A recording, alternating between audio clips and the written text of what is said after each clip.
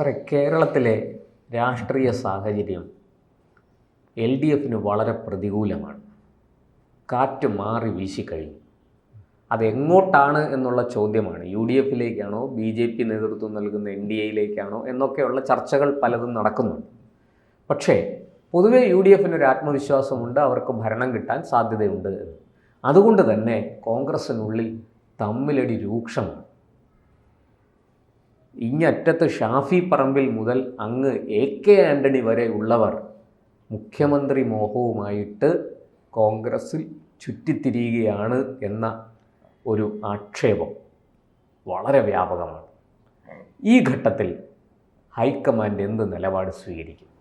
അല്ലെ, കോൺഗ്രസിൽ ഇതൊരു പുതുമയുള്ള കാര്യമൊന്നുമല്ല. അതെ, എന്നും ഇതൊക്കെ തന്നെ നടന്നിട്ടുണ്ട്. അവർക്കിപ്പോൾ ഒരു തോന്നലുണ്ട്, അധികാരം കിട്ടും. 2021 പ്രതീക്ഷിച്ചു, പക്ഷേ അത് അസ്ഥാനത്തായിപ്പോയി. 26 എന്തായാലും ഉണ്ടാകുമെന്നൊക്കെ ഒരു കണക്കൂട്ടലുണ്ട്. എന്നാലൊരു ഭയവും ഉണ്ട്, BJPയുടെ ഒരു കടന്നുകയറ്റം ഉള്ളതുകൊണ്ട്. അതെ അതെ അതെ. ഈ ഭരണവിരുദ്ധ വികാരം സ്പ്ലിറ്റ് ചെയ്ത് BJPയിലേക്ക് കൂടെ പോകുമോ എന്നാണ് അവരുടെ പേടി. പക്ഷെ എന്നാലും ഇവർ സ്ഥാനമോഹികളായിട്ടുള്ള ഇവർ എല്ലാവരും തയ്യാറെടുത്ത് നിൽക്കുകയാണ്. പിന്നെ ഉടുപ്പിട്ട് അങ്ങനെ നിൽക്കുകയാണ് മുഖ്യമന്ത്രിയാകാനും. കോൺഗ്രസിനകത്തെല്ലാം സ്വയം പ്രഖ്യാപിതമാണല്ലോ. ഞാൻ മുഖ്യമന്ത്രി, ഞാൻ ആഭ്യന്തരം, ഞാൻ സാമ്പത്തികം, ഇങ്ങനെ പ്രഖ്യാപിച്ചുകൊണ്ടിരിക്കും. ഞങ്ങൾക്ക് UDFിലെ ഘടകകക്ഷികൾ പോലും അവരും പറയും. നമ്മൾ കണ്ടതാണല്ലോ, 5ാം മന്ത്രിയെ പ്രഖ്യാപിച്ചതാരാ? ലീഗ് തന്നെയാണ്. അതെ. അപ്പോൾ അവർ തന്നെ പറയും, ഞങ്ങൾക്ക് ഇത്ര സീറ്റ്, പിന്നെ ജോസഫിന് 8 സീറ്റ്, അവർ തന്നെ അങ്ങ് പ്രഖ്യാപിക്കും. അപ്പോൾ അങ്ങനെ പോകുന്ന പാർട്ടിയെ സംബന്ധിച്ചിടത്തോളം ഇപ്പം നമുക്കറിയാം, മുഖ്യമന്ത്രിയായിട്ട് വരാൻ തയ്യാറെടുത്ത് നിൽക്കുന്നവർ ഇപ്പം പുതിയ ഇതിൽ നിന്ന് രമേശ് ചെന്നിത്തല മുഖ്യമന്ത്രിയാകാൻ യോഗ്യനാണ്, സർവ്വതാ യോഗ്യനാണ്. VD സതീശൻ, പിന്നെ എന്താ യോഗ്യതയ്ക്ക് കുറവൊന്നുമില്ല. സുധാകരൻ എന്താ കുഴപ്പം? സുധാകരൻ മിടുക്കനാണ്. മുരളീധരൻ ആരോഗ്യത്തിന് ചെറിയ പ്രശ്നമുണ്ടല്ലോ. മുരളീധരൻ സർവാത്മന യോഗ്യനാണ്, ഒരു കുഴപ്പമില്ല. ഇനി ശശി തരൂരിനെ ഇറക്കിയാലോ? ഗംഭീരം, മുഖ്യമന്ത്രി. അതെ, ഇത് ഇപ്പോൾ ഇങ്ങനെ നിൽക്കുന്നവല്ല. സാർ, ഷാഫി പറമ്പിലിനെ ഒഴിവാക്കാൻ ഷാഫി പറമ്പിൽ മുഖ്യമന്ത്രിയാകുമല്ലേ? ഷാഫി പറമ്പില് ജൂനിയർ ആണ്, അതുകൊണ്ട് ഇനിയൊരു അവസരം. അതെ, സീനിയോറിറ്റി നോക്കണമല്ലോ. പിന്നെ പഴയ നിരയിലുള്ളവരെ ഒക്കെ ഇപ്പൊ പൊടിതട്ടി എടുക്കുന്നുണ്ട്. സുധീരൻ എന്താ കുഴപ്പം? അല്ലേ? അല്ല സാർ, അതാണ് ഞാൻ പറഞ്ഞു വന്ന പഴയ തലമുറ. AK ആന്റണി മുതൽ മുല്ലപ്പള്ളി രാമേന്ദ്രൻ വരെയുള്ള AK ആന്റണി, VM സുധീരൻ, നമ്മുടെ തിരുവഞ്ചൂർ രാധാകൃഷ്ണൻ, KC ജോസഫ് തുടങ്ങിയ മുൻനിര നേതാക്കളുണ്ട്. പഴയ തിരുവഞ്ചൂർ നല്ല പ്രഗത്ഭനായ നേതാവാണ്. KSUവിന്റെ സമരകാലത്ത് തന്നെ ഇഷ്ടംപോലെ അടിയൊക്കെ കൊണ്ട് ഇപ്പോഴും പോരാളിയായിരുന്നു. എവിടെയും പ്രശ്നങ്ങൾ ഉണ്ടെങ്കിൽ ഓടിയെത്തും. കോൺഗ്രസിന്റെ അച്ചടക്ക സമിതിയുടെ കാര്യങ്ങളൊക്കെ നോക്കുന്ന ആൾ കൂടിയാണ്. പക്ഷേ ഇങ്ങനെ അങ്ങോട്ട് നമുക്കറിയാം, ഇവിടെ എന്തായാലും UDF അധികാരത്തിൽ വരികയാണ്. മുഖ്യമന്ത്രി സ്ഥാനത്തിന് വേണ്ടി ഒരു അടിപിടി ഇവിടെ നടക്കും. അല്ലെങ്കിൽ പിന്നെ അവരൊരു കാര്യം ചെയ്യണം, 3 മാസം കൂടുമ്പോൾ മുഖ്യമന്ത്രിമാർ മാറണം. അത്രയും ഉണ്ട്, എല്ലാവർക്കും കൊടുക്കണമെന്നുണ്ടെങ്കിൽ. അപ്പോൾ നമ്മൾ ഇത്രയും പേരുടെ പേര് പറഞ്ഞു.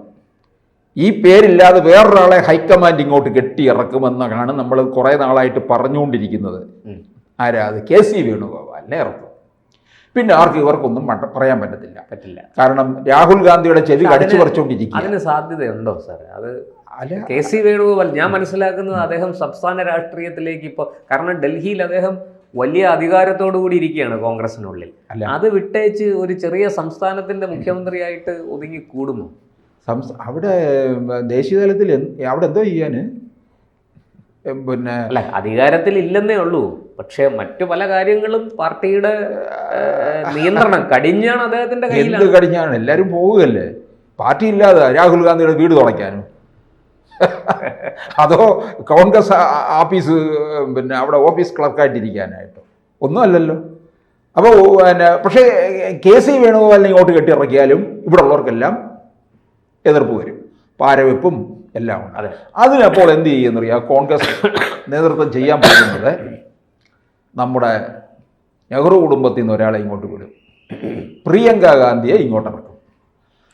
ഒരുത്തർക്ക് ഒരക്ഷരം പോലും പറയാൻ പറ്റില്ല. എക്സ്ക്ലൂസീവ് ന്യൂസ് ആണല്ലോ. പ്രിയങ്ക ഗാന്ധി വന്നാൽ എന്താ കുഴപ്പം? പ്രിയങ്ക ഗാന്ധി വന്നാൽ കോൺഗ്രസിന് വലിയൊരു മുന്നേറ്റം കുറിക്കാം. വയനാട്ടിൽ മത്സരിക്കാൻ ഇറങ്ങിയപ്പോൾ എന്താണ് പറഞ്ഞത്? ഇന്ദിരാഗാന്ധിയുടെ പ്രതിരൂപമാണ്.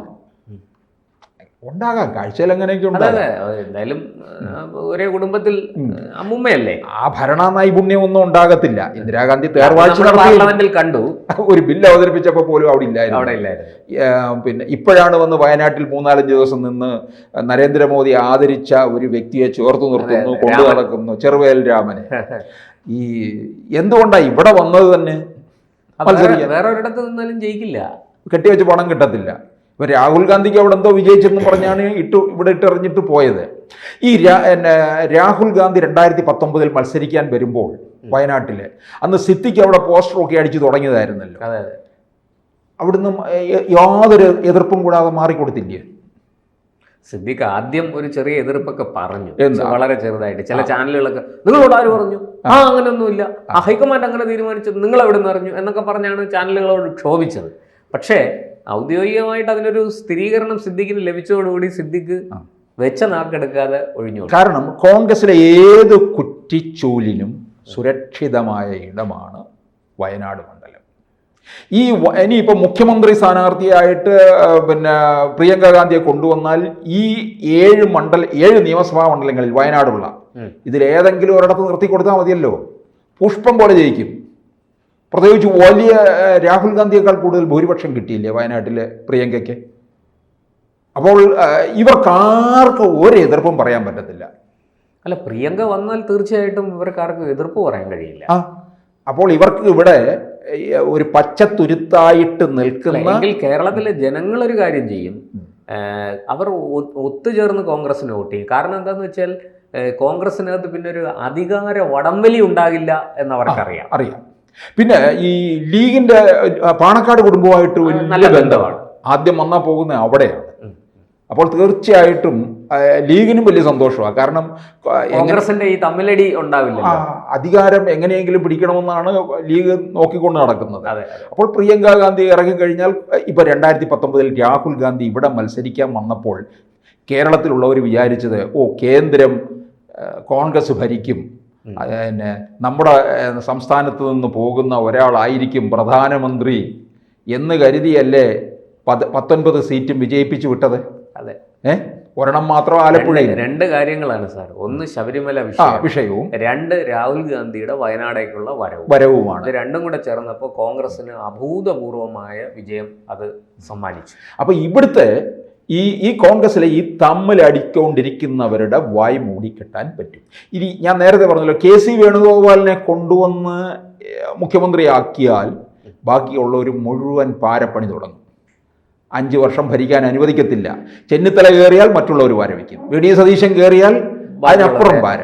പ്രിയങ്ക വന്നാൽ പാരയില്ല, ഓച്ചാനിച്ച് നിൽക്കും ഇവരെല്ലാം. മുണ്ട ആഴ്ച അരയെ കിട്ടിയിട്ട് ഓച്ചാനിച്ച് നിൽക്കും ചെന്നിത്തലയും VD സതീശനും ഒക്കെ. അതായിരിക്കും കാണാൻ പോകുന്നത്. അപ്പോൾ പ്രിയങ്ക വരട്ടെ. കൂടുതൽ വാർത്തകളും വിശേഷങ്ങളും നിങ്ങളിലേക്ക് എത്താൻ ABC മലയാളം സബ്സ്ക്രൈബ് ചെയ്യുക, ബെൽ ബട്ടണും അമർത്തുക.